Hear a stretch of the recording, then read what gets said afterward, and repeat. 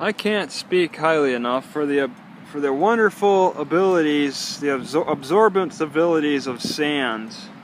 All right, whenever things get sweaty, I really enjoy using sand in the armpits or the private regions, feet. It cured my athlete's foot in between my toes.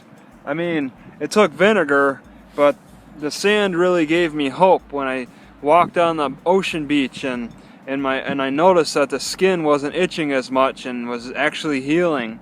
It was the sand. And this isn't even exactly sand that's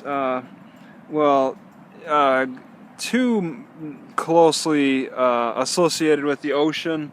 The salt water is over there. It does reach this high, so maybe some of the properties of the ocean still reach it. But I like to think that practically any sand could, well, not almost any sand, a lot of sand can really have a beneficial effect on just making you feel better. You just run it down your skin and it feels invigorating. It's really a nice benefit a lot of people ignore.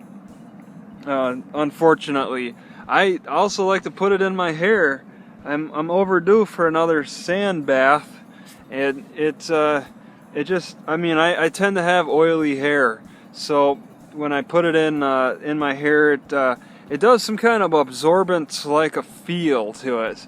I don't think sand, I mean, they're just rocks. I don't really believe that they can absorb themselves. Maybe they'll suck like moisture in between the air spaces or something. Maybe that's how they work, but they have a peculiar type of absorbency effect. I've had great success with it using with like chain oil when I was working on a bicycle that eventually got stolen. It had a really oily chain, and I got a lot of oil on my hands, and I just used sand, and sand really made my hands feel better. They got the oil off and improved the situation. There's a lot of benefits to sand. Unfortunately, I think the downsides of sand are the side effects. People just don't like to deal with it. People got to wash it off. You know, home dwellers particularly hate getting sand in their homes, so that's going to cause a problem. Keep the sand where the sand is supposed to be type of issue.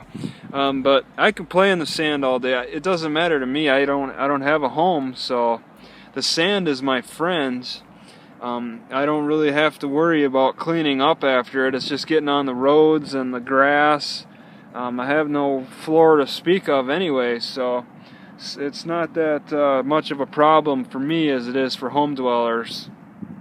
But if you could get past that cleaning issue, I mean, imagine sitting back and just dipping your feet in some sand. You know, you don't have to go to the beach. You could bring the sand to you. Bring a bucket. I keep a little bucket thing in my car, and I'll use it. I will use it if I have to. All right. If the athlete's toe or athlete's foot comes back, I haven't needed to though, and it's been a couple of months. I'm cleared up from that itch, that terrible itch. But in general, just if I get oily or something, sand counteracts that oil on the skin. Skin oil. Sand is the answer. Not caustic acids. Not solvent soaps. That gives you cancer more than anything. All those soaps that just eat the skin, all right, make your skin all raw and stuff. People do that every day. They got to have this nasty soap that dries out their skin, and that's caustic. All right, that's gonna be a skin disease problem right there. That a causer. Sand does a lot better job. It's, yes, people perceive it as dirty, but I mean, and they can't tell a lot of the problems that soap causes. But you have to look at the bigger picture of it all. Where did we come from?